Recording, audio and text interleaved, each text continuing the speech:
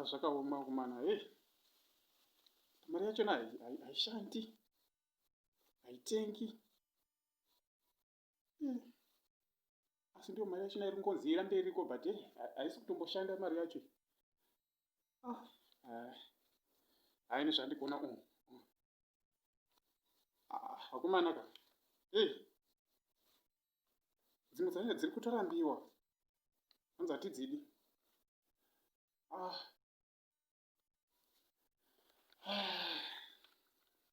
Nditombozama bata Mr. President achona nditombovaudza kuti zvinhu zvachona hazvina kumira mushe.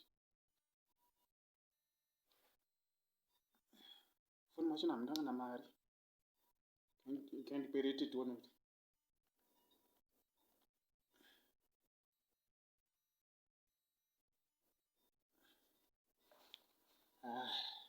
Zvakaoma izvi.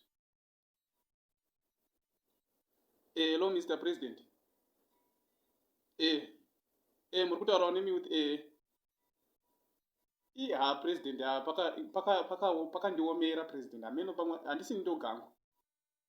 Takatowanda mari dzachona hadzisi kushanda idzi, hadzina kana simba idzi, dziri kudonha every day. Ende mari yachona yakafanana nekuti tomboti une mombe. Kana une mombe mangwana yofuma yonzi yava mbudzi, kuswera mangwana yabva kumbudzi yava huku. After 3 days after 3 days yabva kuhuku yatova mbeva. Kubva kumbeva kuya yoenda yatova bete. Kubva kubete riya rotowirira mukaka, hapana kana chabuda. Apa mwedzi wese uri kushanda uchishandira izvi zvichingodaro izvozvi. Mukaka uya wakutorasha kuti hauchadyiki. Ndo zvakafanana nemari yachona zvairi kuita izvi. Mari yenyu mangoti yenyu mayusi achona angoshanda because hazvina kutimirira mushe Mr. President. Ipapa mumba makazara mazimari achona iwawawa. Chingwa chiri kutoita 100 bond. 100 keshi. Shiwa ndoenda nesaga re100 shiwa kundotenga chingwa Mr. President. Mr. President, tapa ma1 tisumbai kuti achona.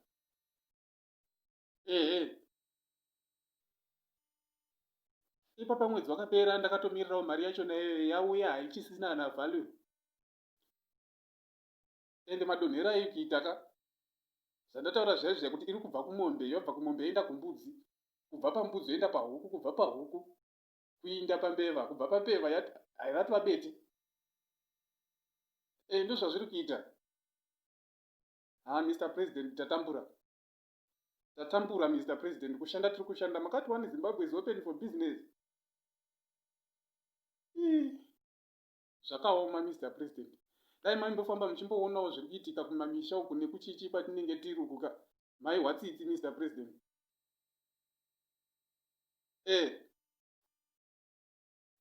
Tokumbirawo mutigadzirisirewo ipapo Mr. President.